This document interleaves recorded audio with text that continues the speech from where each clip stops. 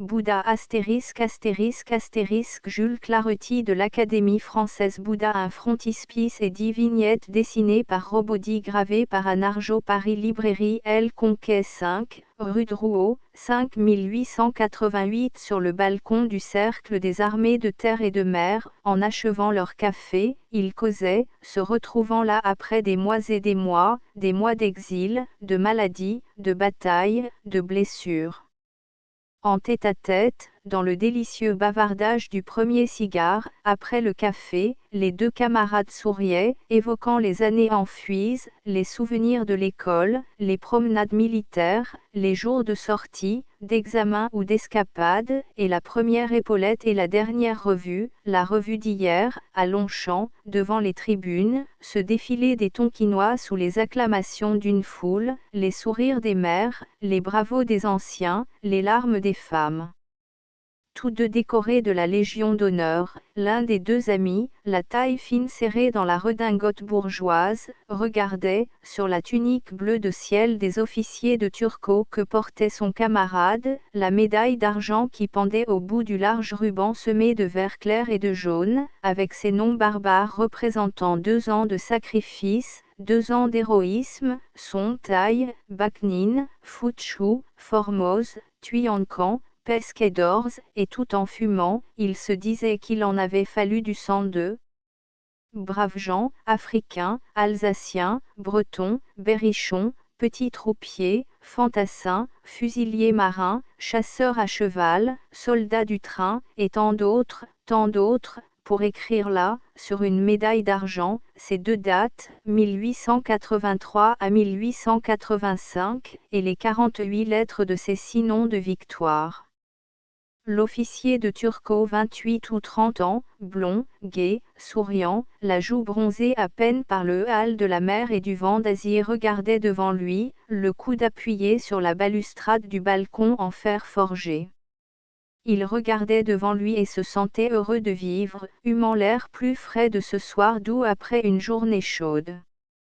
Un brouhaha de fiacres, d'omnibus, un vague murmure de voix montait de l'avenue de l'Opéra comme un lointain bruit de houle, et là, sous ses yeux, comme un décor, se découpait sur le ciel tout bleu la masse blanche de l'Opéra, éclairée fantastiquement par la lumière électrique, l'Opéra, illuminé, avec des silhouettes noires allant et venant sur les marches, et les 2 groupes sculptés se détachant avec de vagues reflets d'or, tandis que l'Apollon géant se perdait plus haut, dans le bleu noir, comme une ombre géante.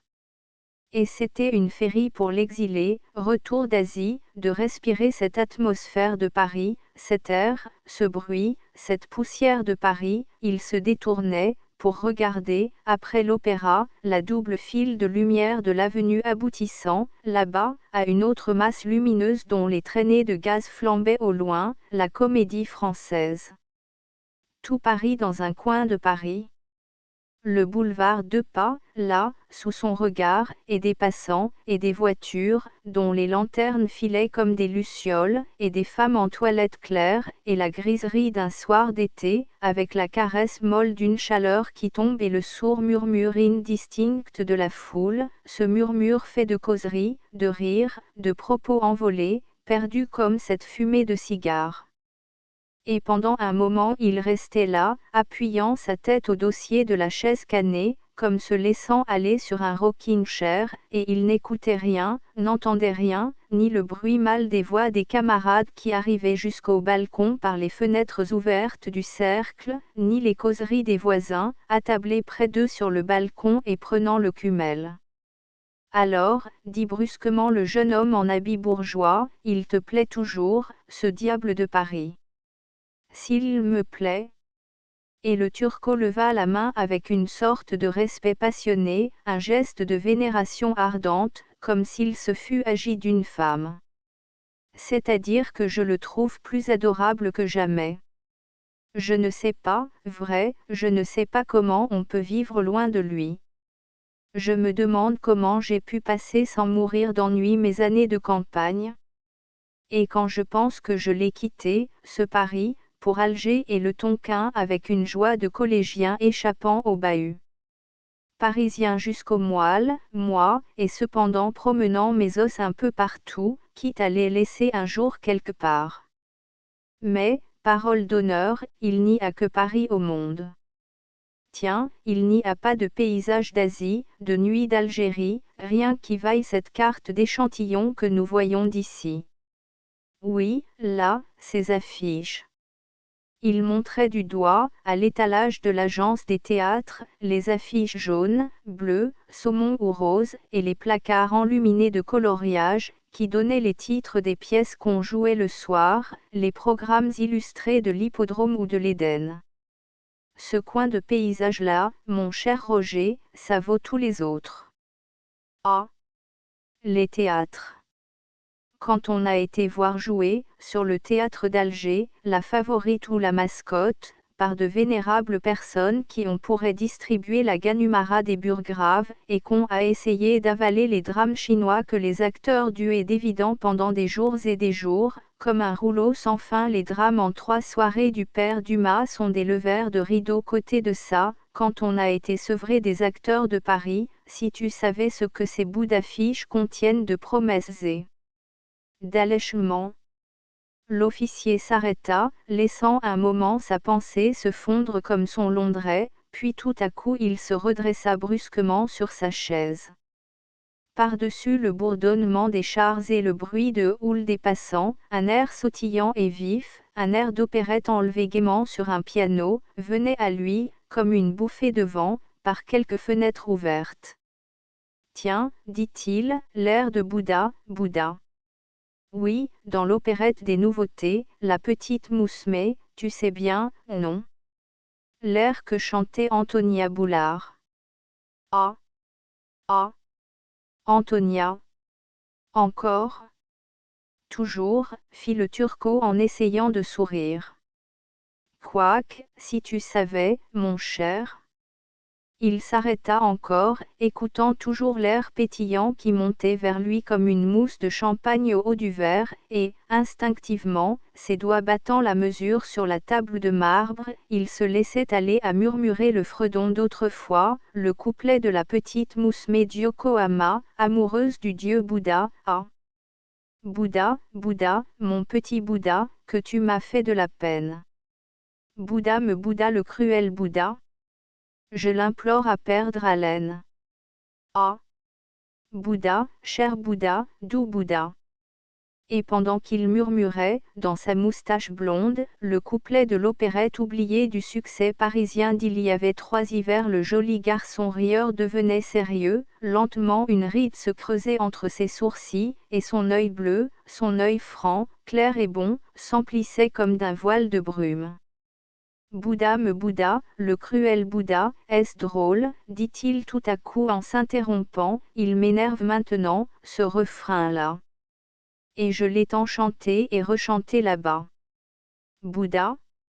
Je ne t'ai pas dit l'histoire du Bouddha d'Antonia. Non. Comique et triste, cette histoire-là, mon cher. Antonia. Ah! La jolie fille. Et bonne fille. Grande, blonde, gaie, des dents de mangeuse, des lèvres de joyeuse, tout cela appétissant, sain et solide.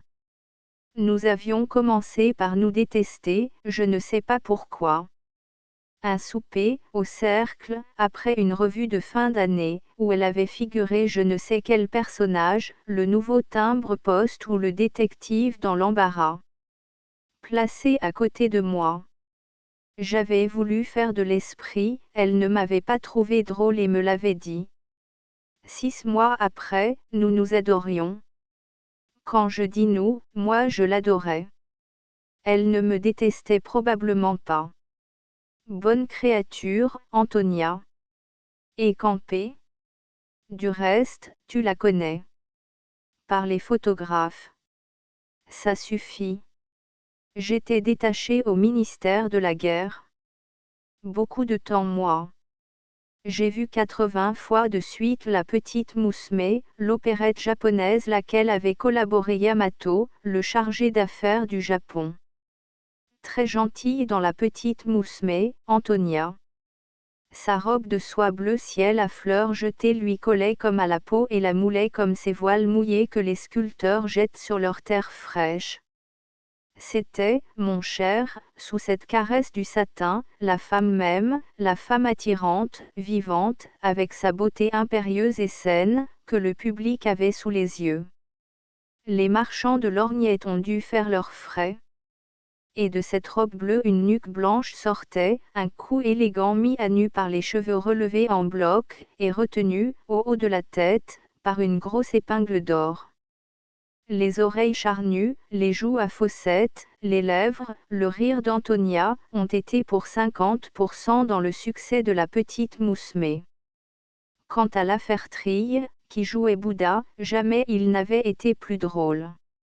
À propos, de quoi est-il mort, Lafertrille? De la maladie moderne, l'ataxie locomotrice. Trop de petites mousmées.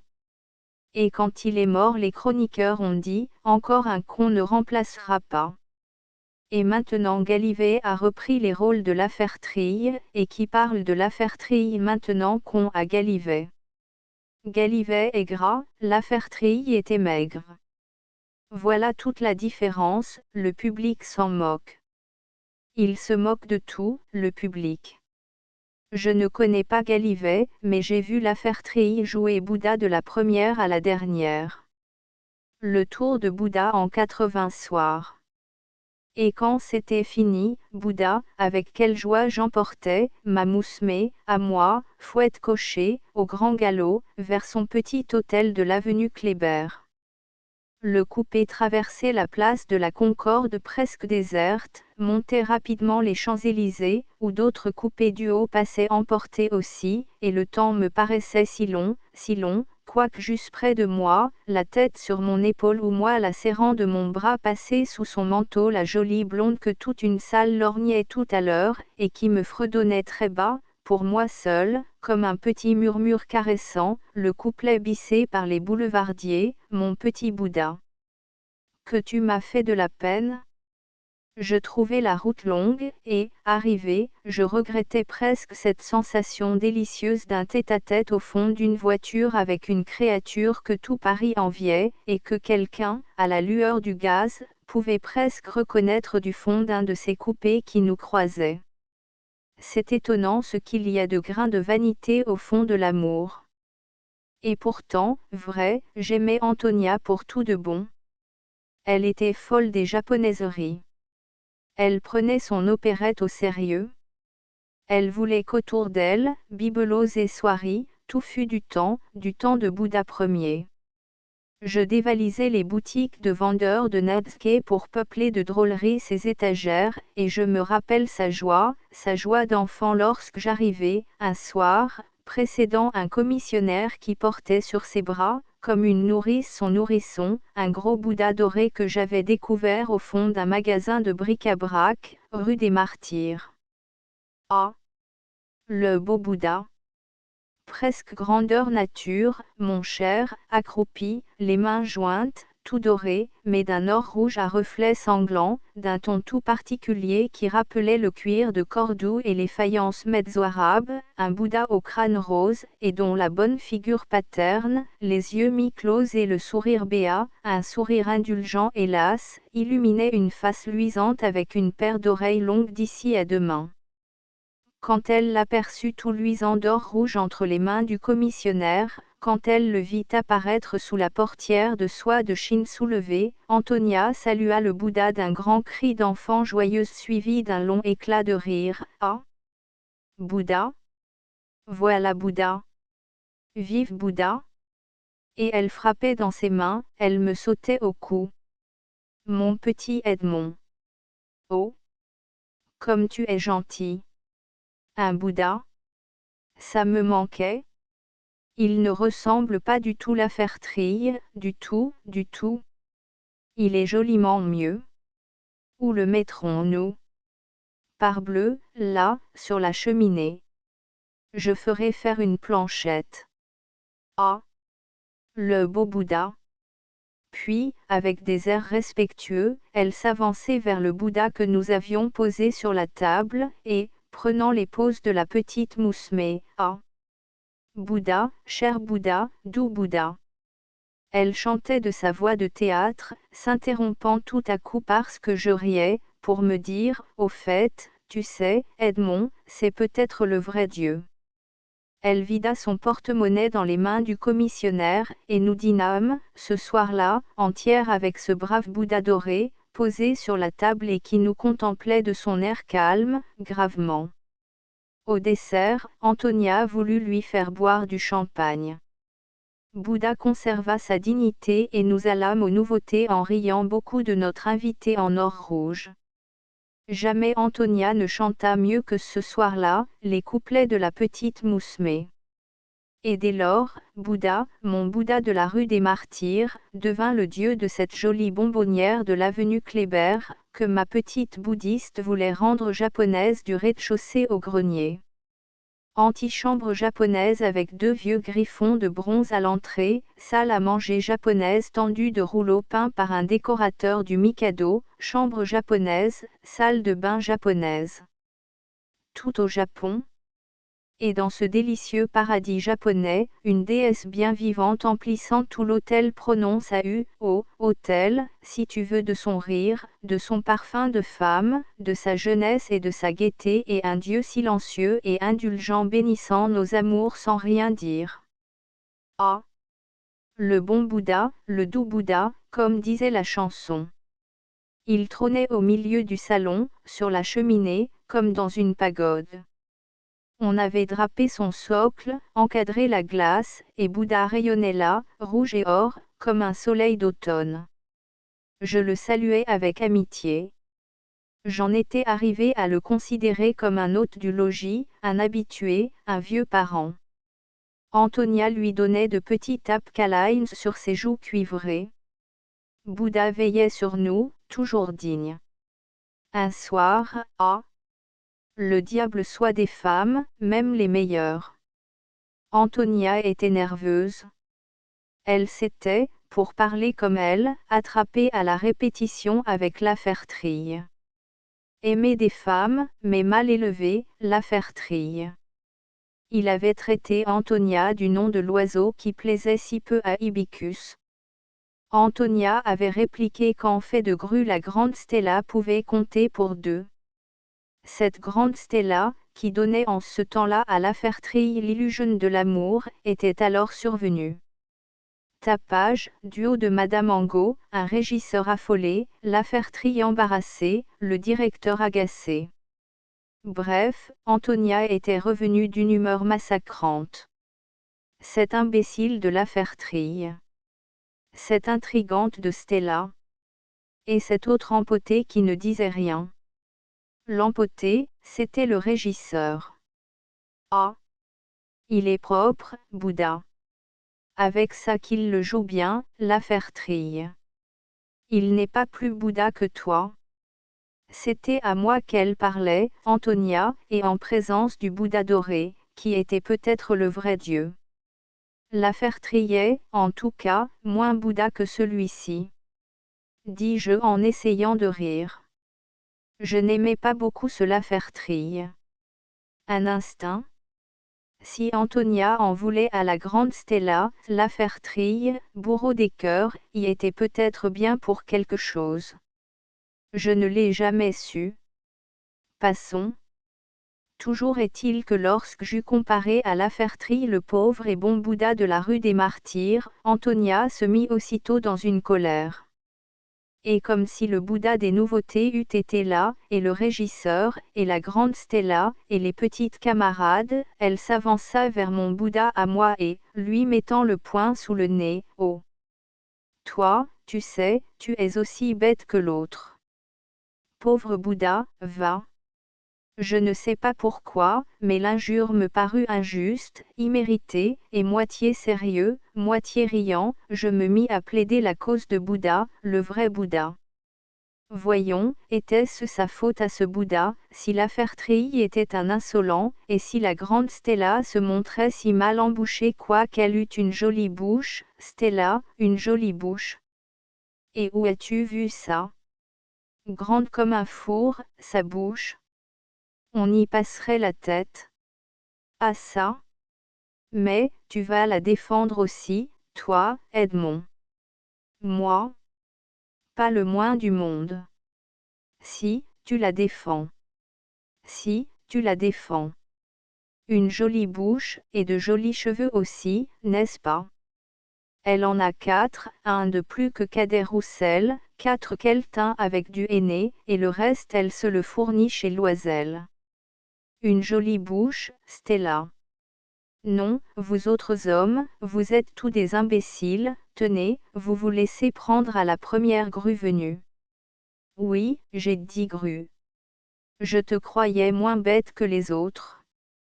Tu es aussi bête que la Fertrille. Une jolie bouche. Stella. Un four, je te le dis, un four. Voyons, Antonia, ma petite Antonia. J'essayais de la calmer. Je tâchais de rire. Tiens, Antonia, Jean atteste Bouddha. Bouddha? Elle allait et venait par le salon, les bras croisés, les doigts de sa main droite battant sur son coude gauche une marche rageuse, et, de temps à autre, elle secouait, pour chasser les mèches blondes qui lui fouettaient le visage, ses beaux cheveux lourds mal attachés. Ah! Mon ami Roger, qu'elle était jolie! Elle vint se planter toute droite devant la cheminée, regarda le malheureux Bouddha, impassible dans sa pose hiératique, et avec un accent de mépris si drôle que je ne pus retenir cette fois un éclat de rire, un Bouddha se poussa là. Il est aussi bête que la Fertrille. Je te dis que je riais. Je riais trop, probablement. Antonia en devint furieuse. Bonne fille, Antonia, met le sang aux yeux avec une facilité. Elle n'admettait pas que je puisse rire. Elle n'admettait pas que mon Bouddha, salué d'acclamations joyeuses lorsqu'il avait apparu, étincelant entre les bras du commissionnaire auvergnat, ne fût point odieux à regarder et stupide à manger du foin. Et je défendais, toujours riant, le Bouddha paisible et doux. Ah! Ce que mon rire exaspérait Antonia. Mon cher, elle bondit tout à coup comme une panthère vers la cheminée, allongea la main pour gifler cette fois furieusement le bon Bouddha, et, ah! Mon pauvre ami, comme elle fut calmée d'un seul coup, et, patatras, Bouddha insulté, Bouddha souffleté. Tiens, ton Bouddha. Tiens, ton Bouddha. Tiens. Tiens. Tiens. Bouddha chancela sur le socle drapé et le front en avant, pauvre Dieu croulant sous l'injure de tomber là, droit entre elle et moi. Bouddha, cassé en deux, le chef d'un côté, sur le tapis, et les genoux sur le devant de marbre blanc de la cheminée. Brisé, Bouddha. Décapité, Bouddha. Et, sur le tapis de Perse, la tête coupée, roulant aux pieds d'Antonia, regardait toujours la jolie fille, oui, la regardait de ses yeux clos demi, entre ses oreilles énormes, dont l'une pendait, fendue comme celle d'un cheval au rencard, et le rictus demeurait impassible dans la face à reflets d'or. Pauvre Bouddha! Toute la colère d'Antonia tomba devant l'aspect lamentable de ce Bouddha guillotiné. Ah, dit-elle. Elle ne dit même que ah. Mais il y avait de tout dans ce ah. Du chagrin, de l'étonnement, du remords. Elle joignait ses jolies mains, elle contemplait, baissée à demi, là, par terre, le Bouddha sans tête, la tête sans corps. Ah. Et je ne riais plus. Je l'aimais, ce Bouddha. C'était, je te l'ai dit, un ami. Il me semblait que je venais de perdre un être cher, que ce corps souffrait. Je ramassai le cadavre. Écaillé, l'or, ça et là, tombant par squames, et la tête avec un trou au front et le nez cassé. Méconnaissable, mon pauvre Bouddha. Affreux, écrasé. Plus laid encore que la Fertrille. Ah, disait toujours Antonia. Elle murmura doucement, timide, un moment après, on pourra le recoller, peut-être.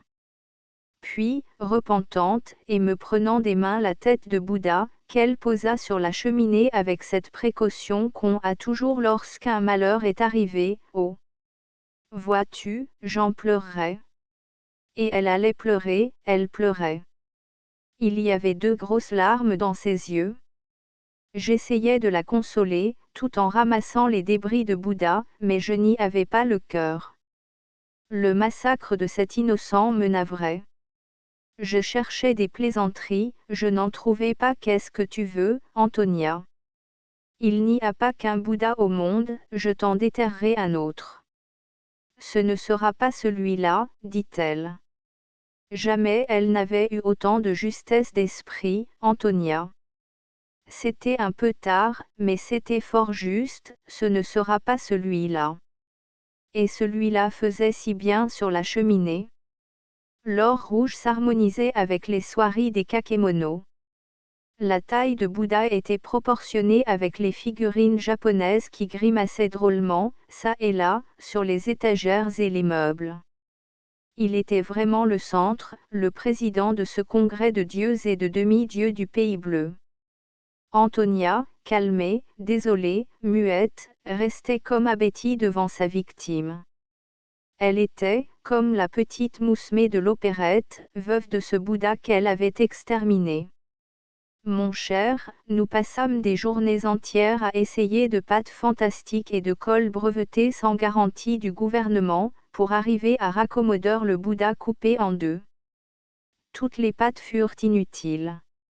Et, d'ailleurs, essoreillé d'un côté et le nez écrasé au milieu de la face, Bouddha, dont le revêtement d'or s'écaillait comme une peau malade, Bouddha lépreux, Bouddha devenu horrible, ne pouvait plus figurer jamais, never, nevermore, sur la cheminée de la jolie fille. Quant à en acheter un autre, à donner sur le champ un successeur au Bouddha de la rue des Martyrs, non, non, non. Antonia se vantait d'être fidèle à ce qu'elle aimait. Fidèle? Et je souriais, l'exaspérant par mon doute. Oui, fidèle. Oui, fidèle. La preuve, c'est que si tu m'apportais un nouveau Bouddha, oui, tu entends, un nouveau, je le jetterais par la fenêtre. Et sur le nez épaté du Bouddha décapité, elle posait ses bonnes lèvres fraîches et baisait l'idole avec une passion éperdue. Les femmes n'adorent peut-être, mon pauvre ami, que ce qu'elles ont cassé. Du reste, le repentir et l'adoration ne durèrent pas longtemps. À bien considérer son salon japonais, Antonia s'aperçut peu à peu qu'il fallait décidément un ornement sur la cheminée. Le salon manquait, disait-elle, de point milieu. Elle avait dû, assez belle pour avoir fait un modèle, accrocher cette expression chez quelque peintre. Pendant ce temps, les affaires s'embrouillaient vers l'Extrême-Orient, et je commençais à me lasser un peu de tenir la plume au ministère et de ne pas faire, au grand air, quelque exercice de sabre. La fringale me prit d'aller quelque part, au Tonkin, écouter, après les friedins de Bouddha, le petit pêchetement des balles. Un soir, en arrivant chez Antonia, je lui dis, en essayant d'être gai, et il m'en coûtait de me séparer de la jolie fille, ma petite Antonia, j'ai une nouvelle à t'annoncer. Si tu veux un point milieu, tu n'as qu'à le dire. Je m'en vais au pays où ils poussent tout seuls, comme des champignons. Tu dis. Je pars pour le Tonkin. Embarquement à Toulon. Si tu as envie de voir la Méditerranée. Ah! Bonne fille. Elle avait eu 2 grosses larmes pour Bouddha décollé comme Saint Jean-Baptiste. Elle en eut bien 4 pour moi, et aussi grosses, certainement. Edmond. Comment? Tu pars, Edmond. Tu me quittes. Tu ne m'aimes donc pas? Je te passe la scène des larmes. Celle-là fut flatteuse pour mon amour-propre, et il fallait tout mon appétit de nouveauté et tout mon amour de la bataille et des Bouddhas authentiques pour laisser là le boulevard, les nouveautés, Antonia et la petite chambre japonaise de l'avenue Kléber. Mais si je te disais chose curieuse que cette grande et belle fille était si enfant, que l'idée que je lui rapporterais de là-bas un Bouddha nouveau, un Bouddha tout neuf, la consolait un peu de me voir partir. Ça l'amusait, la pensée de me voir revenir tout bronzé en tenant entre mes bras, comme le commissionnaire auvergnat, un Bouddha doré. Elle avait eu la folle envie de m'accompagner jusqu'à Toulon. Voir la mer, manger de la bouillabaisse en Provence et ne me quitter que dans le canot ou sur la passerelle. Ça valait bien une partie à Bougival ou à Saint-Cloud. Mais voilà, le jour de mon départ, il y avait aux nouveautés lecture de la pipe cassée, et on collationnait les rôles le lendemain. Allons, c'est dit. Tu partiras sans moi, mon petit Edmond. Tu comprends, si je n'étais pas là, les auteurs, qui ne pensent qu'à eux, donneraient le rôle de Vadé à Stella. Vadé ? Un travesti. Je n'ai jamais joué de travesti. Tu penses si j'y tiens? Comment donc? Et je partis seul pour Toulon, mon vieux Roger. Mais avant de partir, dans un petit cabinet des environs de la gare, nous trinquâmes une dernière fois, Antonia et moi, des lèvres et des verres, à la santé du futur Tonkinois, à l'arrivée du Bouddha nouveau et à la centième de la pipe cassée. Je crois même, soit dit entre nous, que, pleurant ou riant, Antonia parla beaucoup plus de son rôle de Vadé que de la guerre de Chine. Il y avait un personnage qui la taquinait, celui de Manon Giroux. La grande Stella y avait un effet, mais un effet. C'était elle qui cassait à coups de pomme la pipe dans la bouche de Vadé. Un clou. Et puis, peu à peu, comme l'heure du train approchait, elle oubliait tout, Antonia, et Vadé, et Manon Giroux, et la collation du lendemain, et, se remémorant nos parties de plaisir, les bois de Viroflay, les auberges de Barbizon, les frileux retours du théâtre par les Champs-Élysées à demi désert et les soupers dans la salle à manger japonaise et nos rires de l'avenue Kléber, doucement, doucement, dans l'oreille, elle me disait, tu sais, si tu veux, la pipe cassée, les nouveautés, les auteurs.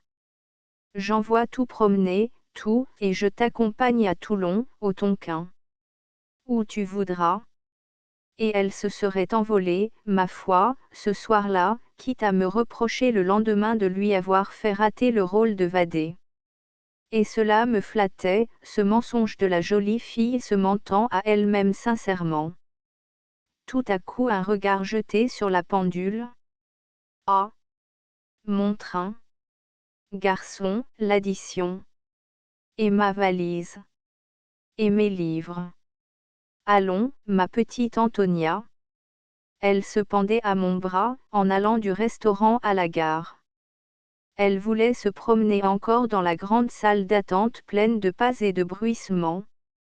Tu as encore 5 minutes, 2 minutes, 1 minute. Et au seuil de la salle ouverte sur le quai, le dernier baiser, le long baiser sans bruit, amer et inoubliable avec son goût de larmes. Vite, vite, Edmond, tu ne trouverais plus de coin. Puis, doucement, tendrement, mon Bouddha surtout. Mon Bouddha? Ne l'oublie pas. Ah! Bouddha, Bouddha, que tu m'as fait de la peine. Elle voulut chanter, s'arrêta court, perdue, comme si elle étouffait, son mouchoir mouillé à ses lèvres, et je courus vers le train dont la vapeur sifflait écoutant, entendant toujours le refrain, le cher refrain de l'opérette tant de fois répété, Bouddha me Bouddha, je l'implore à perdre haleine. Et toute la nuit, dans une sorte d'hallucination entre sommeil et fièvre, je rivisse les pauvres yeux d'Antonia gonflés comme son cœur, et le rictus placide du Bouddha brisé, et les pommes crues de Manon Giroux, et, au-dessus du tic-tac du train et du halètement de la machine, l'air de Bouddha passait, sautillant, railleur, attendri, coupé par le sifflement des balles au-devant desquelles j'allais. Combien de fois je devais le fredonner, jusqu'au retour, l'air de Bouddha. Le lendemain, d'instinct, avant de m'embarquer, j'allais, poste restante, demander si quelque télégramme à mon adresse. Eh bien, oui, il y en avait un, télégramme. Daté de minuit. Antonia l'avait envoyé du grand hôtel en sortant des nouveautés. C'est bête, mon cher, mais si je te disais que, là-bas, je l'ai relu 100 fois, comme un prêtre lit son bréviaire, ce papier bleu aux lettres drôlement imprimées, Edmond de Laurière Toulon. Poste restante. Pense à Bouddha, mais pense à toi. Sois brave, mais pas imprudent. On pavanera, pour pavoisera, avenue Kléber, à ton retour. Emporte les meilleures tendresses de mon cœur. Antonia Vadé. Vadé. Elle avait signé du nom de son rôle nouveau. Vadé de la pipe cassée. Elle pensait, en saluant l'ami d'hier, au clou de demain. Pauvre petite. Mais je ne voyais qu'une chose, elle songeait moi, et lorsque Toulon disparut au loin, au bout de la mer Bleue, je relus ma dépêche, je l'épelai lettre à lettre, et pendant que des paysans bretons chantonnaient, sur le pont, je ne sais quelle complainte religieuse du Finistère ou du Morbihan, je portai le papier bleu à mes lèvres, et je murmurai la chanson de Bouddha en pensant à celle qui ne pensait plus à Bouddha déjà et s'occupait de Vadé, rôle travesti, costume de Grévin. Je ne te raconterai pas mes impressions du Tonkin. Ah! Nous en avons vu. Il y a eu, là-bas, mon cher, jour par jour, des héroïsmes et des faits d'armes qui donnent de l'espoir au cœur. Et tout ça si loin, sans nouvelles, sous la pluie, dans la boue, avec la fièvre, le choléra, les rhumatismes, tout le tonnerre de chiens de l'hôpital. La bataille, ce n'est rien, on se sent vivre quand on se moque de mourir. Mais la maladie bête, la dysenterie qui vous tord les entrailles, l'anémie qui vous mine, l'eau putride plus meurtrière que le canon, et la boue, mon cher, la boue, les défilés dans les rizières, les ciels bas et gris, la terre où l'on enfonce comme dans du beurre et qui vous retient comme un sable mouvant. Et, avec cela, étape sur étape, marches et contre-marches, des pièces d'artillerie embourbées et portées à dos d'hommes par des chemins étroits comme des rubans. Puis, quelquefois, des forêts à traverser, sans éclaireurs et sans cartes, des sentiers se tracer à travers bois, à coups de hache. Je te passe tout ça, c'est ennuyeux à subir, ces journées et ces nuits d'alerte et de fatigue, mais c'est amusant à évoquer. J'ai souvent regretté ce mauvais temps, en fumant mon cigare. Atroce, la guerre, mais quelle gymnastique morale. Toutes les facultés de l'homme en éveil, et les meilleures, le courage, le dévouement, la décision, l'amour du prochain et l'amour du drapeau. Pour en revenir à Bouddha, je l'avais depuis longtemps oublié, le Bouddha d'Antonia Boulard, et je me réservais comme je l'avais dit d'en déterrer un, au moment du retour, chez quelques brocanteurs d'Hanoï. J'en avais tant vu, de mes camarades, qui faisaient provision de bibelots par avance, et qu'une balle couchait en chemin. On expédiait dans quelques caisses, à la famille, leurs pantalons rouges, leurs portefeuilles et les rouleaux de papier de Chine achetés çà et là, et achats et des frocs, tout partait, roulé en un paquet, pour France. L'idée de me fournir par avance d'un Bouddha que je pourrais abandonner en route avec ma carcasse ne me souriait pas beaucoup. Oui, au retour, je m'en occuperai, au retour. Et, en attendant le retour, nous nous enfoncions chaque jour plus avant du côté de la frontière de Chine, allant vers Langson, qu'il fallait emporter et que nous aurions occupé depuis des mois sans le guet-apens que tu connais. Langson enlevé, nous pouvions nous y croire en grande halte, lorsque, au milieu de février, le général reçoit de Tuyancan des nouvelles dures.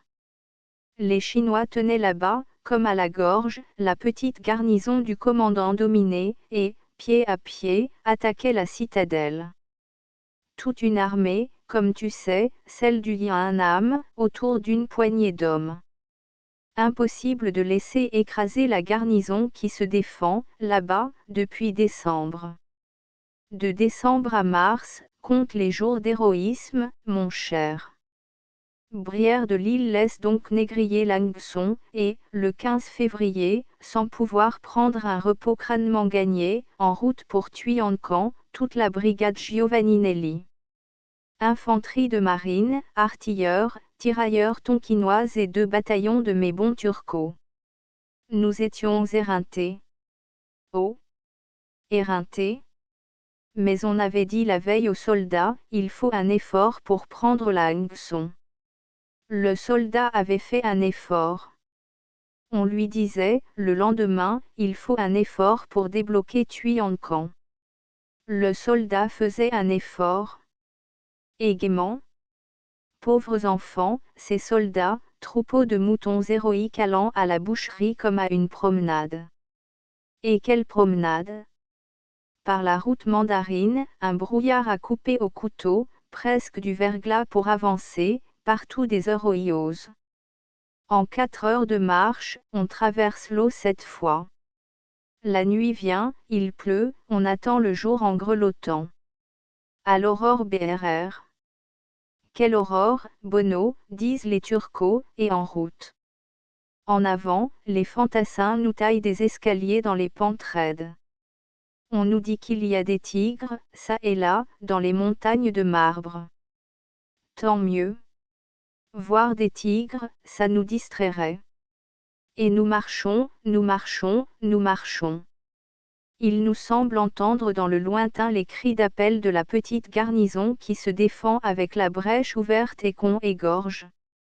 Et quand la fatigue se fait sentir chez nos hommes, un mot, comme un coup d'éperon, les ranime, vous savez, les camarades nous attendent.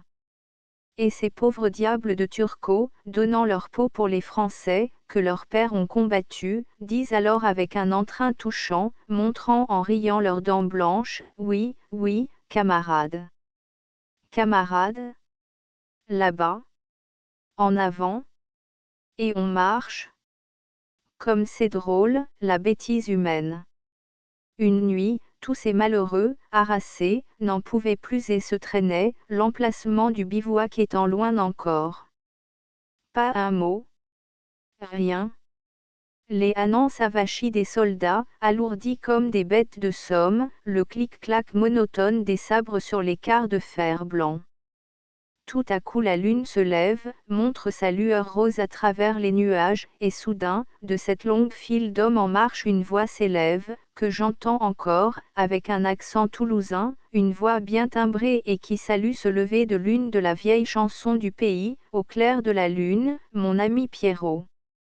Et craque, mon cher, à cette vieille chanson du berceau, à ce refrain de mer grand, les fronts se redressent, les jarrets se raffermissent en avant.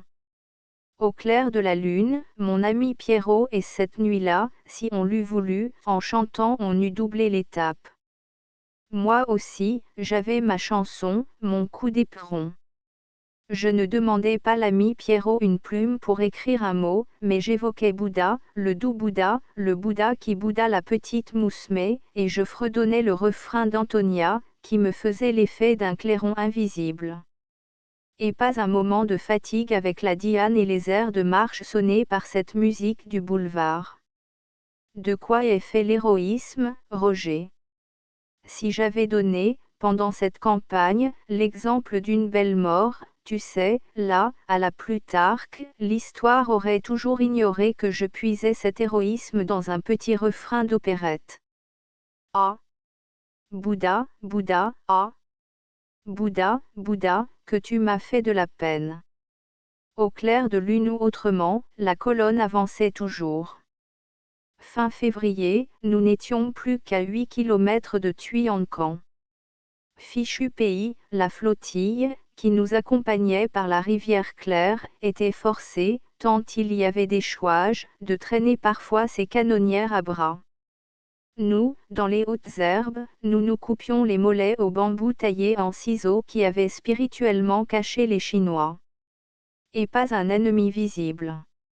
On le sentait, on le devinait partout, au fossé creusé, à la terre remuée, à ces bambous affilés comme des rasoirs, on ne le voyait nulle part. Tout à coup, le 2 mars, des auxiliaires tonkinois, entrés dans les herbes jusqu'à mi-corps, reçoivent une grêle de balles et voient, comme des chats tigres, les pavillons noirs bondir sur les blessés pour leur couper la tête. Nous sommes à Yocé, en face des positions vraiment formidables et très savantes, mon cher, établies par le vieux Li Van Phuoc. Entre nous et Tuyancan, entre nos troupiers zélés, camarades, l'armée du Yanam, bons soldats dont quelques-uns, ayant juré de mourir plutôt que de reculer, s'étaient fait tatouer au front d'une croix rouge. Et ce sont ces fanatiques et ces combattants de toutes les aventures qu'il faut bousculer, enfoncer, crever, avant d'arriver à la garnison que commande Dominé. Allons, mes enfants, encore un effort. Un effort. Toujours un effort. Taran, taran. Tarataratata, tarataratata. La charge sonne. Reine, reine, reine, reine. Et moi je fredonne Bouddha. Ah. Bouddha, Bouddha. En avant. En avant. 2 fois l'infanterie de marine, bataillon Mayas, attaque les Chinois. 2 fois les Chinois la repoussent. On est à 200 mètres de l'ennemi quand la nuit vient. 200 mètres. Et la pluie tombe. Les hommes râlent dans les herbes. On allume, pour ramasser les blessés, des allumettes mouillées. Quelle nuit, mon cher! Ce brouillard humide, cette douche glacée qui délaie le sang dans la boue piétinée, ces ennemis qui sont là et qui tirent, le bruit des balles qui sifflent et de l'eau qui dégoûte, ça ne s'oublie jamais, ces impressions-là. Je m'étais avancé assez près des lignes chinoises, entendant les pavillons noirs parler de leur voix gutturales. Tout coup, au milieu d'une décharge de fusil, je reçois sur les pieds une masse qui roule. Je me penche, croyant à un projectile. C'était une tête coupée de petits paysans de France que les Chinois nous envoyaient à travers les herbes comme une menace et un défi. Ah! Je ne le chantais même plus le refrain d'Antonia. J'attendais le petit jour avec une rage sourde, un appétit sauvage de vengeance et de mort. Et le jour arrivé, ce jour gris de mars qui allait éclairer tant de cadavres, vive Dieu! Comme nous enlevâmes nos turcos. En avant, les Algériens. En avant. Les amis attendent. Et à l'assaut. À l'assaut des retranchements chinois. À l'assaut. Il s'agissait d'arracher aux ongles des hommes jaunes les assiégés qui haletaient, attendant nos troupiers comme le Messie. À l'assaut. Elle courait lentement, les vestes bleues de ciel de mes enfants d'Afrique. Les redoutes, les tuyaux de bambou, les feux croisés, les obusiers, les fusils de rempart, rien ne les arrêtait. Rien. Ils sautaient dans le feu, bondissaient dans l'enfer. Une mine éclate. La terre tremble. Nous avons les poils roussis et les vêtements brûlés. 40 turcos de ma seule compagnie disparaissent comme dans un cratère de volcan. En avant. En avant. On n'entend pas les cris de mort, tant nos chacals poussent des cris de rage. Les balles sifflent, les boulets ronflent, les fougasses éclatent. En avant. Les turcos sont déjà dans les retranchements, clouant aux fascines de bambou les volontaires au front croisé de rouge, étranglant les Chinois, mordant au sang, comme des loups, ces pavillons noirs qui se défendent comme des lions. Je n'ai jamais vu motte de terre pétrie de tant de sang. Et, les retranchements emportés, mes tirailleurs sautent hors des tranchées, poursuivant les célestes et leur arrachant leurs pavillons à tête de mort. J'avais, comme eux, la fièvre, la furia, de cette chasse à l'homme. Tout en avant de mes hommes, revolver au poing, je poussais devant moi la cohue des soldats en déroute, et qui jetaient leurs armes en se retournant pour tirer. Au loin Tuyancan, encore debout, montrait sa silhouette déchiquetée. À mi-chemin, mon cher, une poignée de pavillons noirs s'arrêta net, dans une sorte de pagode abandonnée et, me voyant maintenant suivi de quelques hommes seulement, ouvrit vivement le feu pour nous couper la marche. Mes turcos étaient enragés. Nous nous lançons dans la cour gazonnée qui précède toute pagode, puis, en 3 bonds, dans la pagode même d'où les balles sortaient, et nous voulons en déloger ces vaincus qui n'entendent pas fuir. Pas de porte à la pagode, du seuil, nous apercevons seulement un trou noir, rayé de coups de feu. Nous entrons. Une fusillade abat à mes côtés 3 de mes hommes, et je pénètre presque seul dans cette bauge laquée et dorée, au fond de laquelle, comme des sangliers forcés, les pavillons noirs nous attendent. Je verrai toujours ce spectacle, je te dis, des cadavres sur les dowlies, les colonnes avec leurs inscriptions dorées enveloppées de fumée, des silhouettes bizarres et mêlées de dieux et d'êtres vivants, tout grimaçant, depuis ce dieu tout vert que nos troupiers appelaient le diable, jusqu'à des réguliers chinois armés et faisant feu, et au fond, au milieu de ces idoles peinturlurées, et de ces pavillons noirs adossés aux parois rouges de la pagode, une statue de Bouddha, un grand Bouddha, un Bouddha de la taille d'un enfant de 10 ans, et qui flambait, tout entier d'or rouge, sous un rayon de jour entrant par le toit de cette pagode, crevassée par quelques obus. Du grouillement des Chinois qui nous tiraient dessus, de ces ennemis tapis derrière et nous envoyant leurs coups de fusil presque à bout portant, je ne regardais rien, hypnotisé, que ce Bouddha, là-bas dressé, superbe et m'apparaissant comme dans une gloire. Et on dit que les gens qui se noient revoient en quelques secondes toute leur vie passée, brusquement, en avalant leur dernière gorgée. La vision du petit hôtel de l'avenue Kléber me traversa la pensée comme un éclair, et l'or rouge du Bouddha évoqua subitement les tresses, teintes au henné, de la chevelure d'Antonia. Oh! Pas longue, du reste, la vision. Une balle emporta mon casque blanc, mon tropical helmet, et les 5 hommes que nous étions, entrés dans la pagode, nous fûmes contraints de reculer, comme écrasés, encerclés par les Chinois, qui sortaient de partout, de derrière ces idoles d'or, grouillaient, nous enserraient et cassaient la tête devant nous à un de mes turcos en faisant siffler leur coupe-coupe autour de nous. Repoussés, mon cher. Et cette damnée pagode vomissant littéralement des Chinois qui nous tiraient dessus, les 3 hommes qui me restaient et moi, nous nous jetâmes derrière un terrassement abandonné, et moi à coups de revolver, mes turcos à coups de fusil nous tînmes un moment ces gaillards à distance. Au surplus, traqués dans la pagode, ils se donnaient simplement du champ pour fuir. Ils nous avaient cru tout d'abord plus nombreux, et, acculés, ils voulaient mourir en tuant. Nous ayant repoussés, ils continuaient leur retraite, ralliant les vaincus, vers les rapides du fleuve Rouge. Je les voyais fuir, mais, avec ces renards-là, il y a toujours un piège à tendre. L'idée me tenait qu'il en restait encore dans la pagode, à l'affût pour sauter sur nous. Attendons un moment. Dis-je, mes turcos, qui sortaient déjà de l'abri de terre.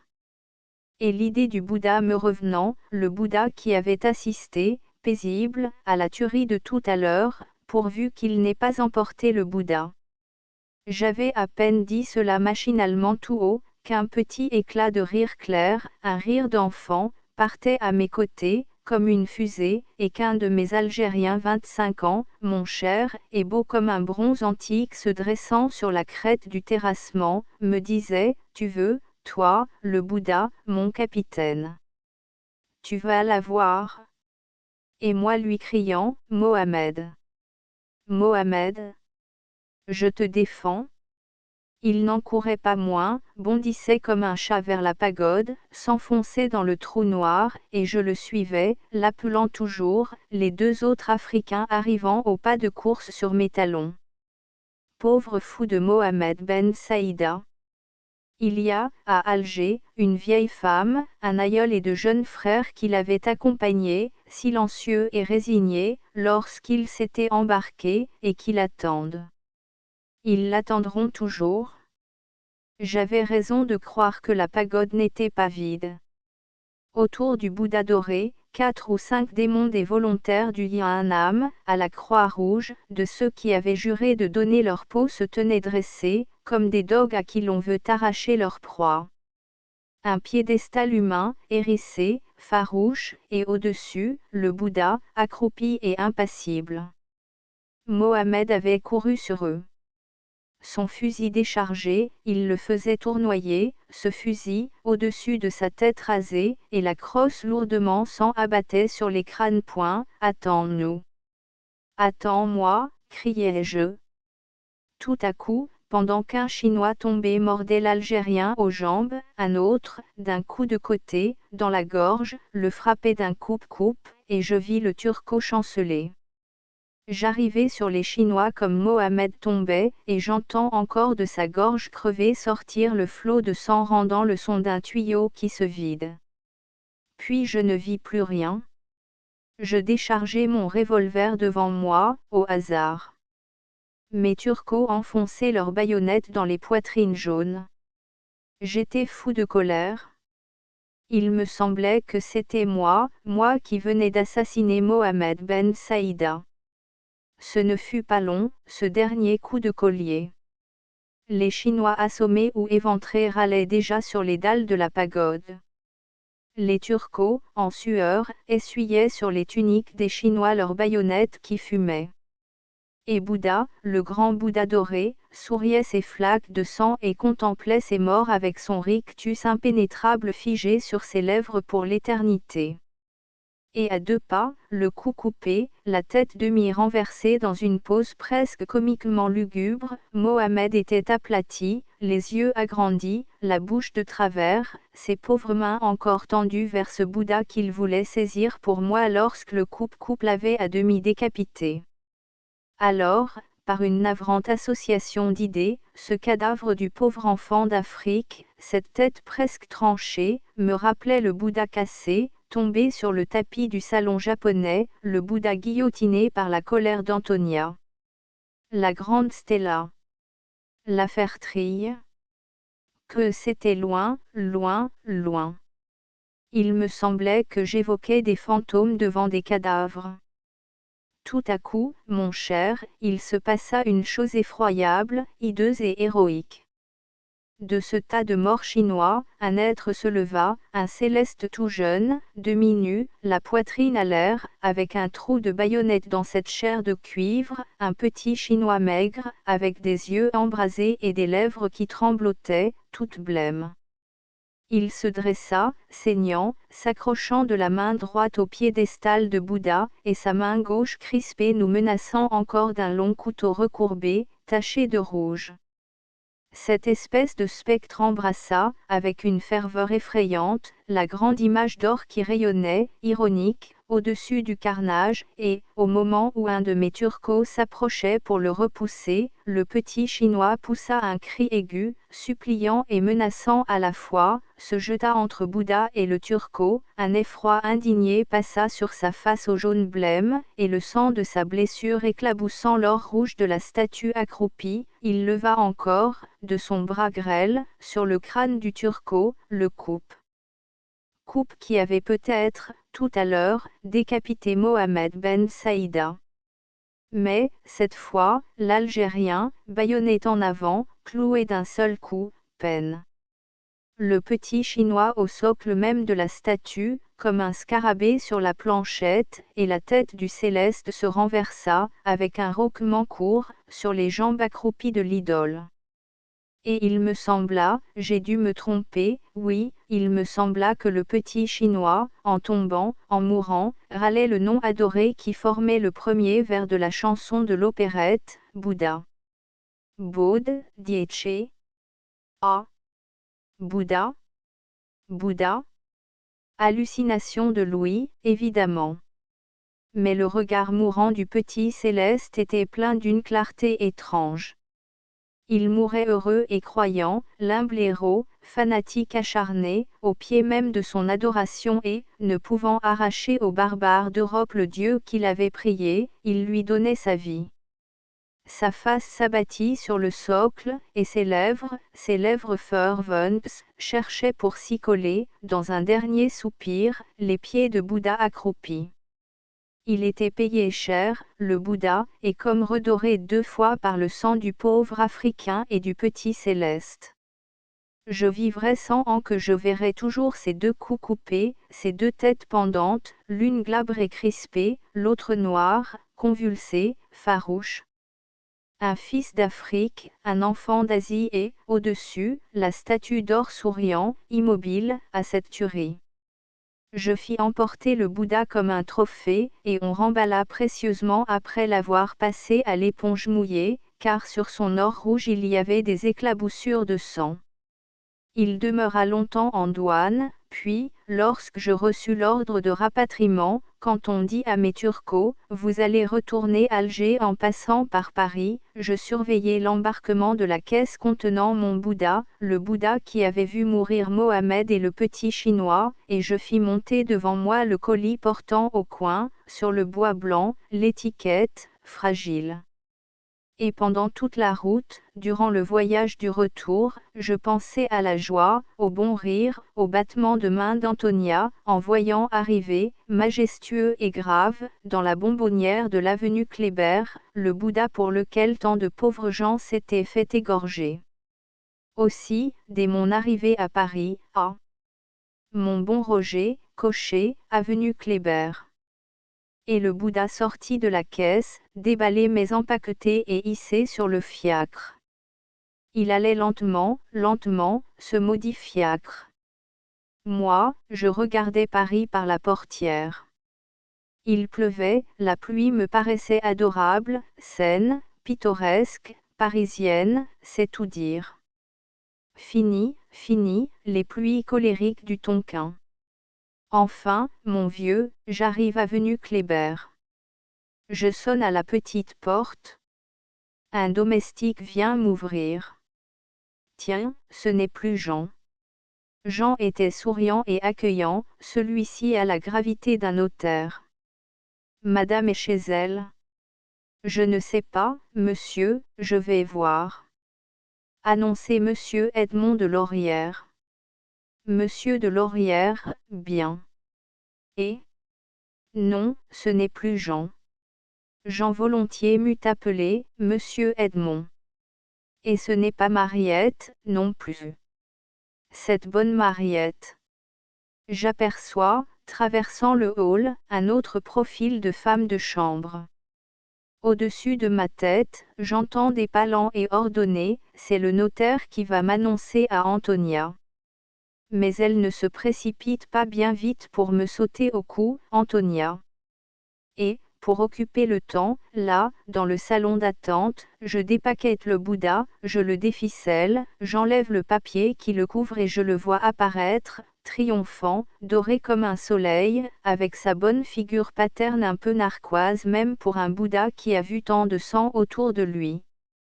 Mon cher, je m'apercevais même qu'il lui en restait une petite tache au bout de l'oreille, et j'étais en train de l'effacer, cette tache rouge là-bas est devenue noire, je l'effaçais avec mon doigt mouillé, lorsque la porte s'ouvre. Ah! Mon Dieu, ah! Quel battement de cœur! C'est Antonia. Antonia. Je laisse le Bouddha, je m'avance vers elle.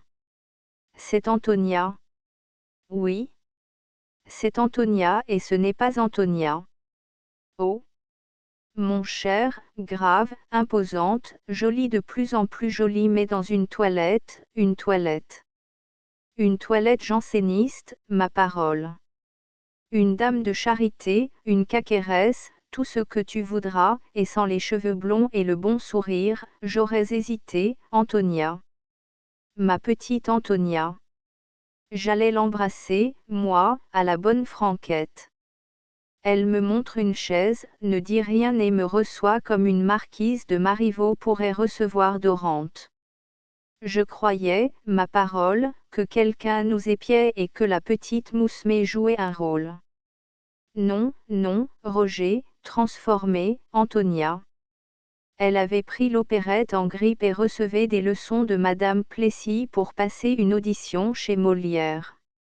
Et quant à nos amoureux, envoler nos amours, PFT. Plus rien, aussi pourquoi sans aller au Tonkin, mon pauvre vieux, je te le demande. Veux-tu mon impression exacte? Il me semblait qu'allant rendre visite Rose Pompon, j'étais reçue par Madame Swetchine. Alors, dis-je à Antonia, je suis remplacée. Remplacée? Elle n'avait pas l'air de comprendre. Mais machinalement sa main feuilletait un petit journal de théâtre traînant sur la table, et, à la première page de ce pari artiste, une photographie s'étalait, celle de Galinet. Je l'ai vu depuis, Galinet le comique des nouveautés, le successeur de l'affaire Trille. Il paraît qu'elle était bonne la photographie du menton bleu et des lèvres roses de Galinet, car Antonia, visiblement, la regardait avec indulgence. Et si tu savais comme je me sentais gauche, et bête, et comme j'aurais voulu m'enfoncer sous terre par une trappe. Mais ça n'arrive qu'au théâtre les enfoncements dans les trappes. Je me sentais mieux, beaucoup mieux vraiment, ailloussée, sous la pluie et les balles. Alors l'idée me vint de prendre le Bouddha entre mes bras et de le montrer à Antonia. Et, grand Dieu, qu'est-ce que c'est que ça? Ça? Mais c'est Bouddha. Le Bouddha que je vous ai promis, le Bouddha qui doit remplacer celui de la rue des Martyrs, le guillotiné. Et je montrai, sur le marbre de la cheminée, la place même où le Bouddha avait roulé comme, là-bas, la tête de Mohammed. Alors Antonia me regarda d'un air indulgent, très indulgent, mais désolant, oh! Mon cher Bouddha! C'est si loin, le japonais. Fini, le japonais. Démodé la japonaiserie, le japonisme. Vous n'avez donc pas remarqué. En effet, je n'avais pas remarqué. Son geste me montrait le salon tout neuf, meublé de meubles blancs, Louis XVI, tendu de vieille soie à fleurs jetées, comme une robe à panier de nos grandes-mères. Tout du Louis XVI, maintenant, mon cher. Chaises et tentures copiées sur les appartements de Marie-Antoinette. Trianon. C'est Achambache qui l'a voulu. Achambache. De la maison Achambache, Mosée, Lévy et compagnie. Il a été tellement étrillé à la bourse lors de l'affaire de Langson, Dangson, Mengson, je m'embrouille avec ces noms du Tonkin, qu'il aurait volontiers cassé ou déchiré toutes les chinoiseries, chez moi, ce pauvre Achambache. Quand je dis pauvre. Et c'est lui qui m'a fait envoyer tout mon Japon à l'hôtel Drouot, et m'a meublé l'hôtel style Louis XVI. Oui. Il prétendait que mon japonisme porte raille et que le Louis XVI est bien plus dans ses opinions. J'aime mieux ça aussi, moi. C'est plus convenable. Elle se mit à rire.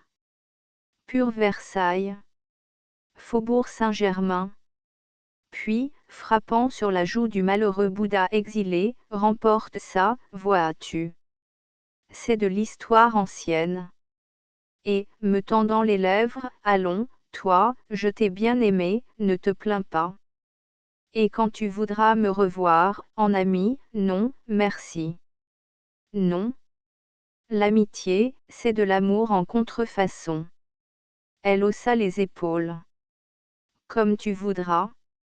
Mais je ne te croyais pas si bête. Puis, tout à coup, regardant en face le Bouddha que j'allais remettre en fiacre et qui me paraissait si piteux, elle se mit à fredonner l'air d'autrefois, l'air si souvent chanté, l'air qui, pour moi, voltigeait comme un chant d'oiseau au-dessus des balles chinoises. Ah! Bouddha? Bouddha? Que tu m'as fait de la peine? Mais, brusquement s'interrompant et me regardant là, dans les yeux très franches, sincères peut-être, oh! Est-ce drôle? Je ne me rappelle même plus les paroles. Ah! Bouddha? Bouddha? C'est vrai, je ne sais plus. Ah! Bouddha? Bouddha? Non, non, envolé. Est-ce drôle? Est-ce drôle? Pas si drôle que ça, lui dis-je, mais tout naturel. Oh! Très naturel? Adieu, Antonia. Adieu. J'avais déjà mon Bouddha entre les bras, je sortais. Elle vint à moi, et se penchant jusque mes lèvres, avec le Bouddha entre nous deux, mais embrasse-moi donc, grosse bête. Ça ne te va pas bien, Edmond, le hale tonkinois. Tu es bronzé, bronzé. Elle ajouta, gentiment, reviendras-tu? Oh! Oh! Il y a entre nous deux, maintenant, ma chère, Bouddha. Non, Achambache. Ah! Tonkinois, va.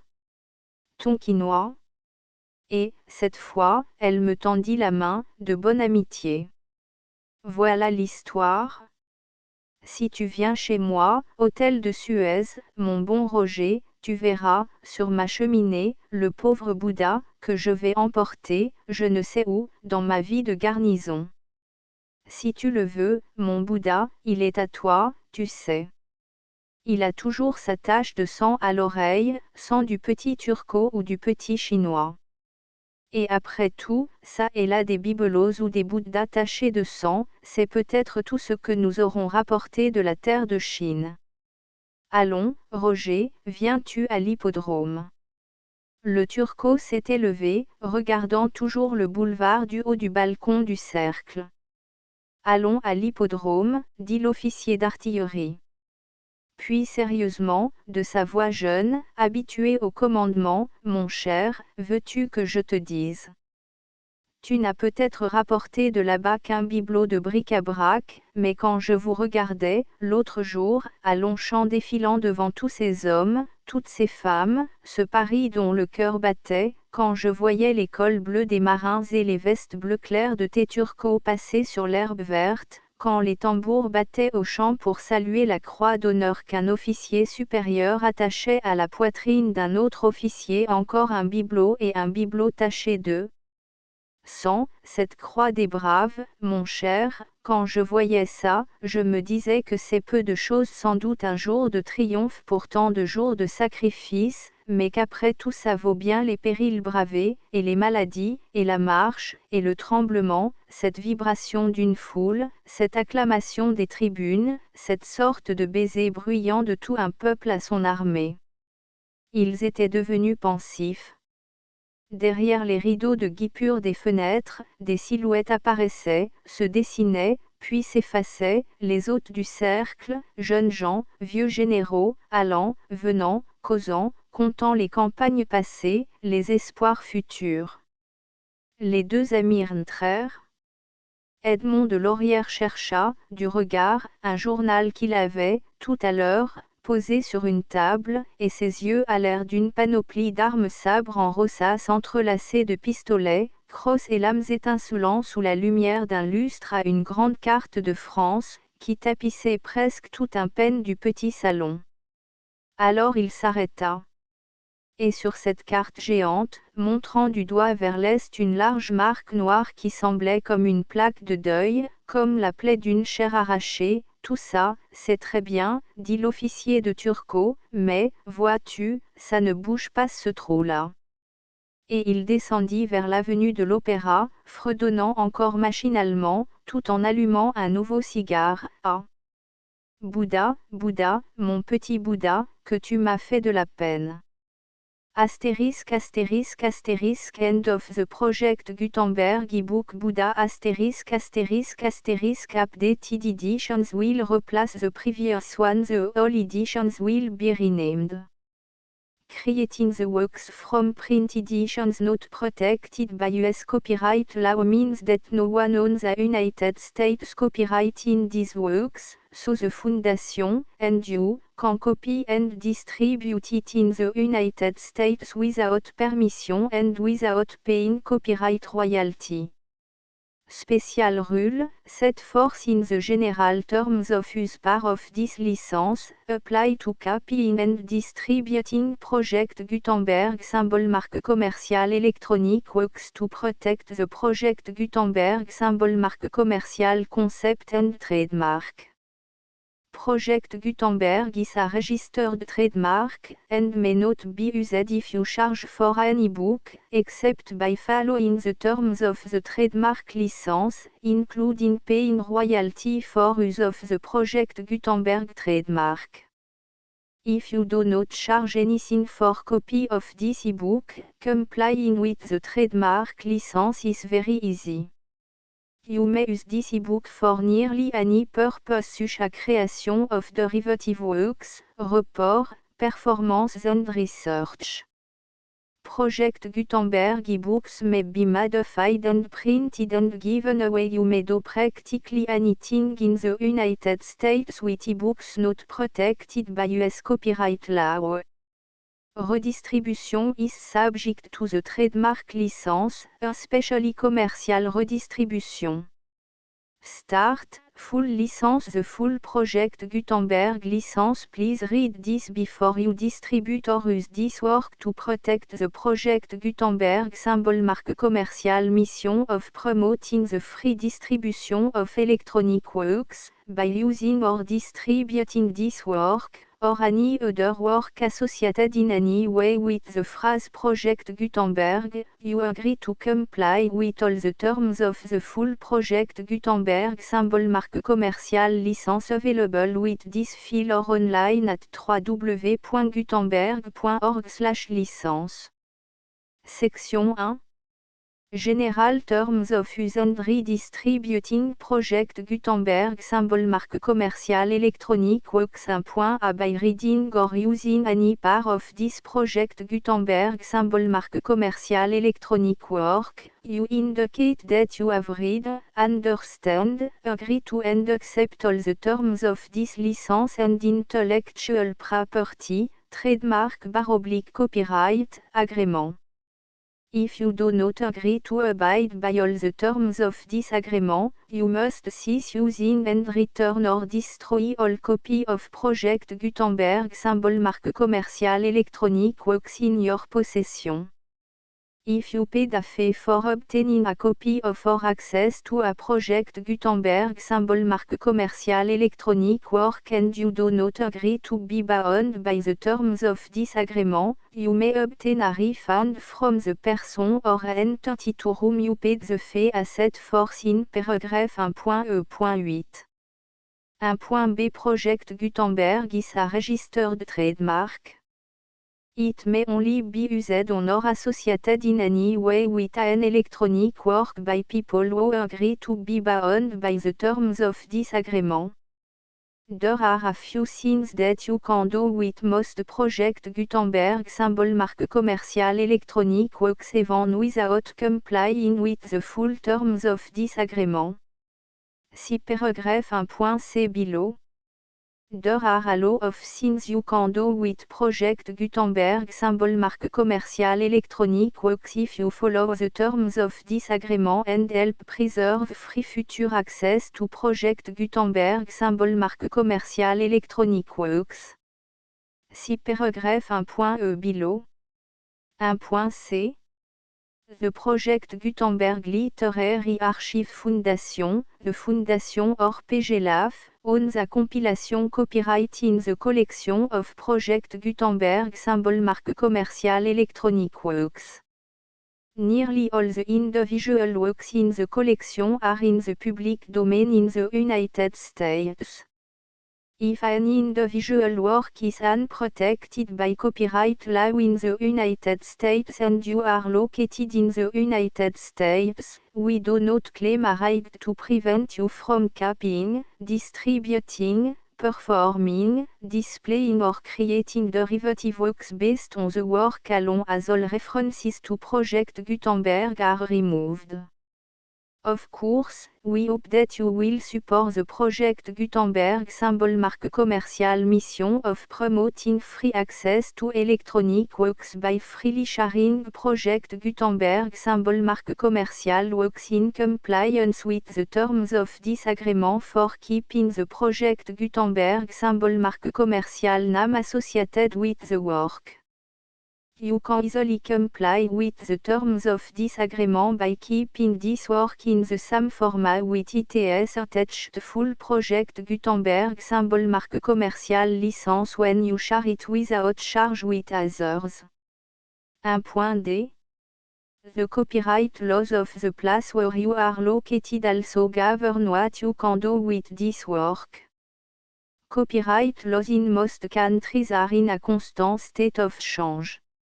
If you are outside the United States, check the laws of your country in addition to the terms of this agreement before downloading, copying, displaying, performing, distributing or creating derivative works based on this work or any other project Gutenberg symbol marque commercial work.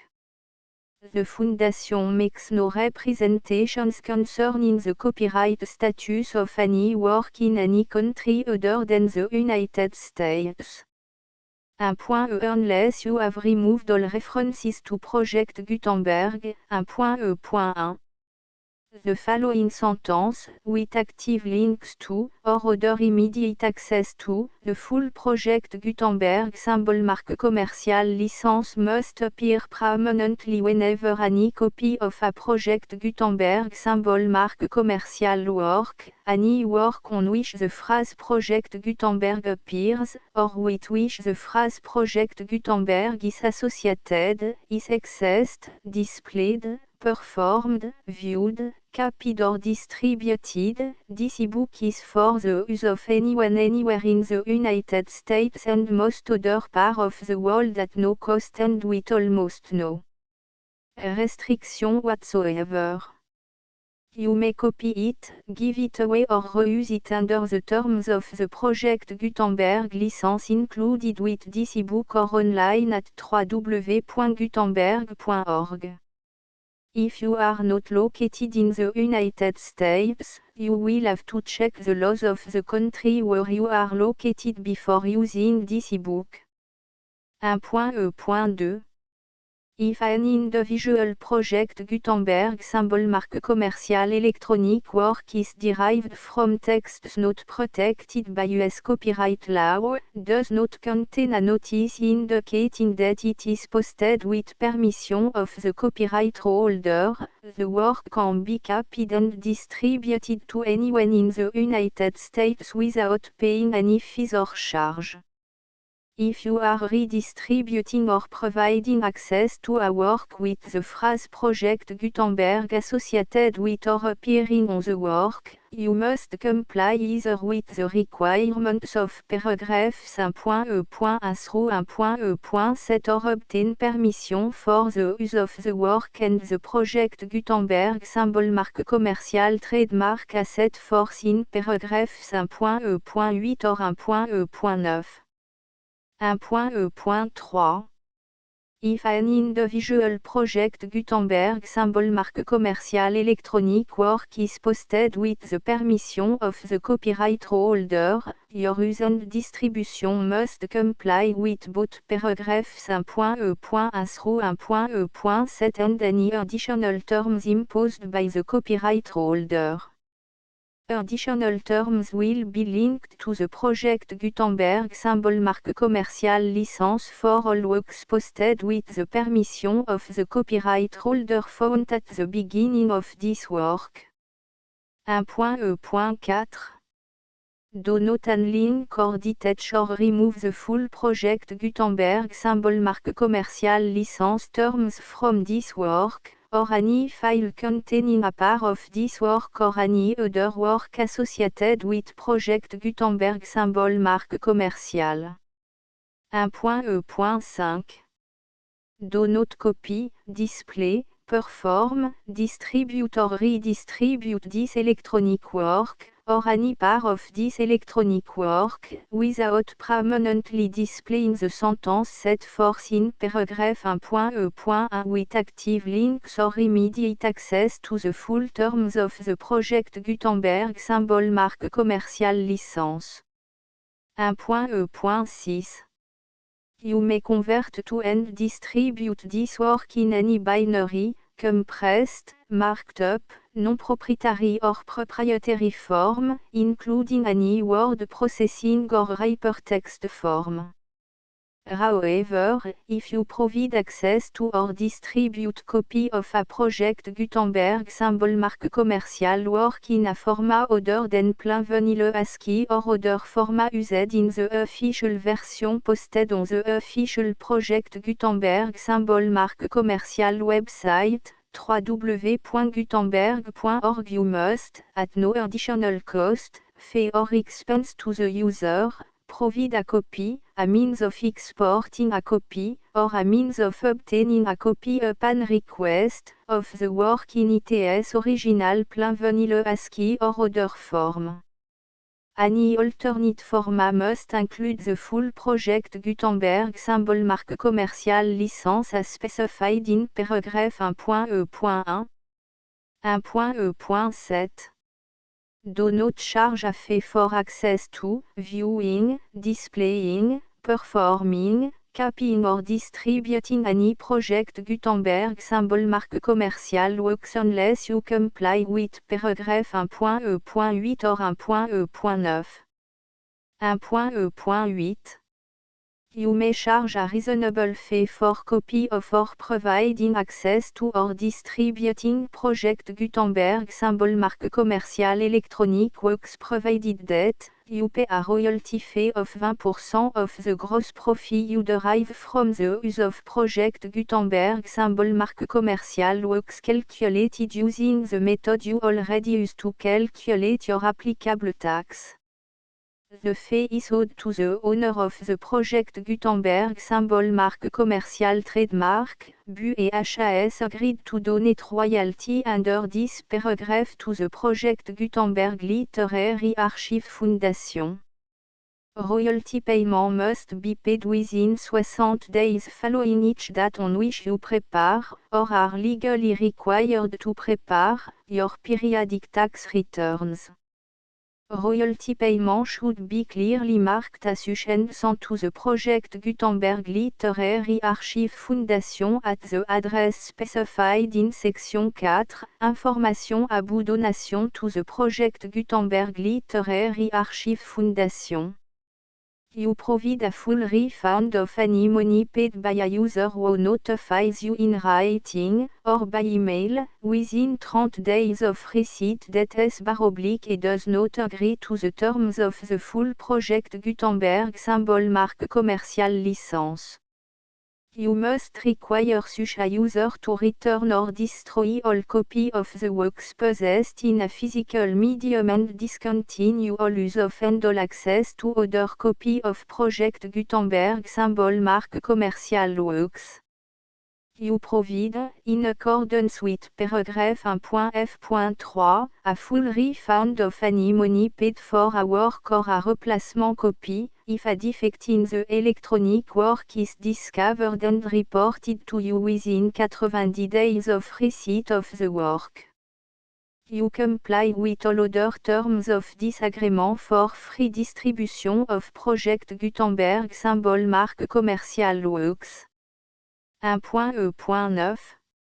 If you wish to charge a fee or distribute a project Gutenberg symbol mark commercial electronic work or group of works on different terms than are set forth in this agreement, you must obtain permission in writing from the project Gutenberg Literary Archive Foundation, the manager of the project Gutenberg symbol mark commercial trademark.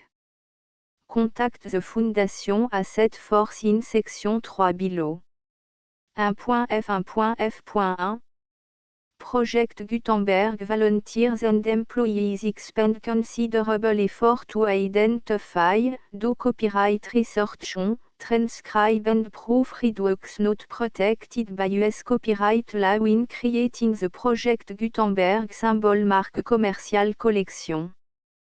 Despite these efforts, Project Gutenberg symbol mark commercial electronic works, and the medium on which they may be stored, may contain defects such as, but not limited to, incomplete, inaccurate or corrupt data, transcription errors, a copyright or other intellectual property infringement, a defective or damaged disk or other medium, a computer virus, or computer code that damage or cannot be read by your equipment. 1.f.2 Limited warranty, disclaimer of damage, except for the right of replacement or refund described in paragraph 1.f.3, the Project Gutenberg Literary Archive Foundation, the owner of the Project Gutenberg symbol mark commercial trademark, and any other party distributing a Project Gutenberg symbol mark commercial electronic work under this agreement, disclaim all liability to you for damages, costs and expenses, including legal fees. You agree that you have no remedy for negligence, strict liability, breach of warranty or breach of contract except those provided in paragraph 1.f.3. You agree that the Foundation, the trademark owner, and any distributor under this agreement will not be liable to you for actual, direct, indirect, consequential, punitive or incidental damages even if you give notice of the possibility of such damage. 1.f.3 Limited right of replacement or refund, if you discover a defect in this electronic work within 90 days of receiving it, you can receive a refund of the money, if any, you paid for it by sending a written explanation to the person you received the work from. If you received the work on a physical medium, you must return the medium with your written explanation. The person or entity that provided you with the defective work may elect to provide a replacement copy in lieu of a refund. If you received the work electronically, the person or entity providing it to you may choose to give you a second opportunity to receive the work electronically in lieu of a refund. If the second copy is also defective, you may demand a refund in writing without further opportunities to fix the problem. 1.f.4 Except for the limited right of replacement or refund set forth in paragraph 1.f.3, this work is provided to you as, with no other warranties of any kind, express or implied, including but not limited to warranties of merchantability or fitness for any purpose. 1.f.5 Some states do not allow disclaimers of certain implied warranties or the exclusion or limitation of certain type of damages. If any disclaimer or limitation set forth in this agreement violates the law of the state applicable to this agreement, the agreement shall be interpreted to make the maximum disclaimer or limitation permitted by the applicable state law. The invalidity or unenforceability of any provision of this agreement shall not void the remaining provision. 1.f.6 Indemnity, you agree to indemnify and hold the Foundation, the trademark owner, any agent or employee of the Foundation, anyone providing copy of Project Gutenberg symbol mark commercial electronic works in accordance with this agreement, and any volunteers associated with the production, promotion and distribution of Project Gutenberg symbol mark commercial electronic works, harmless from all liability, costs and expenses, including legal fees, that arise directly or indirectly from any of the following which you do or cause to occur. A. Distribution of this or any Project Gutenberg symbol mark commercial work. B. Alteration, modification, or addition or deletions to any Project Gutenberg symbol mark commercial work. And C. Any defective cause. Section 2. Information about the mission of Project Gutenberg symbol marque commerciale. Project Gutenberg symbol marque commerciale is synonymous with the free distribution of electronic works in format readable by the widest variety of computer including obsolete, old, middle-aged and new computer. It exists because of the effort of hundreds of volunteers and donations from people in all walks of life. Volunteers and financial support to provide volunteers with the assistance they need are critical to reaching Project Gutenberg symbol marque commerciale's goals and ensuring that the Project Gutenberg symbol marque commercial collection will remain freely available for generations to come. In 2001, the Project Gutenberg Literary Archive Foundation was created to provide a secure and permanent future for Project Gutenberg symbol marque commercial and future generations. To learn more about the Project Gutenberg Literary Archive Foundation and how your efforts and donations can help, see section 3 and 4 and the Foundation information page at www.gutenberg.org. Section 3. Information about the Project Gutenberg Literary Archive Foundation. The Project Gutenberg Literary Archive Foundation is a non-profit 501(c)(3) educational corporation organized under the laws of the state of Mississippi and granted tax-exempt status by the Internal Revenue Service. The Fondation SEIN or Federal Tax Identification Number is 64 à 6 221 541. Contribution to the Project Gutenberg Literary Archive Foundation are tax deductible to the full extent permitted by US federal laws and your state's laws. The Foundation's business office is located at 809 North 1500 West, Salt Lake City, U84 116, 801, 596 à 1887. Email contact links and up-to-date contact information can be found at the Foundation's website and official page at www.gutenberg.org/contact. Section 4.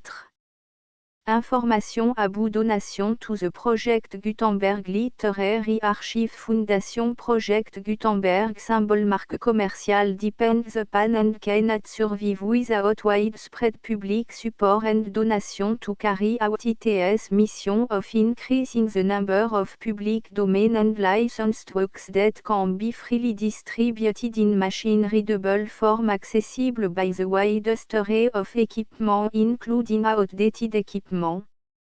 Many small donations, $1 to $5,000, are particularly important to maintaining tax-exempt status with the IRS. The Foundation is committed to complying with the laws regulating charities and charitable donations in all 50 states of the United States.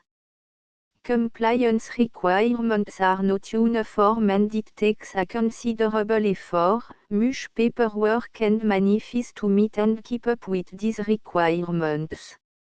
We do not solicit donations in locations where we have not received written confirmation of compliance. To send donation or determine the status of compliance for any particular state, visit www.gutenberg.org/donate. While we cannot and do not solicit contribution from states where we have not met the solicitation requirements, we know of no prohibition against accepting unsolicited donation from donors in such states who approach us with offers to donate. International donations are gratefully accepted, but we cannot make any statements concerning tax treatment of donations received from outside the United States. US laws alone swam for small staff. Please check the Project Gutenberg web page for current donation methods and addresses. Donation are accepted in a number of other ways including checks, online payments and credit card donation. To donate, please visit www.gutenberg.org/donate. Section 5.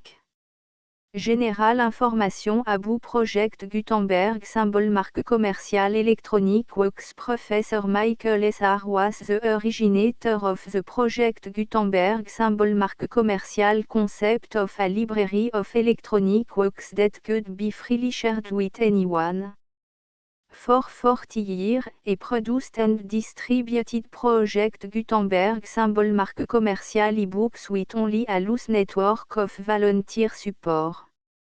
Project Gutenberg symbol marque commerciale e-books are often created from several printed editions, all of which are confirmed and not protected by copyright in the US unless a copyright notice is included. Thus, we do not necessarily keep ebooks in compliance with any particular paper edition. Most people start at our website which has the main page search facility, www.gutenberg.org. This website includes information about Project Gutenberg symbol marque commerciale, including how to make donation to the Project Gutenberg Literary Archive Foundation, how to help produce our new ebooks, and how to subscribe to our email newsletter to read about new ebooks. Jules Claretie de l'Académie française. Bouddha. Un frontispice et 10 vignettes dessinées par Robodi gravées par Anarjo 1888. The Full Project Gutenberg licence.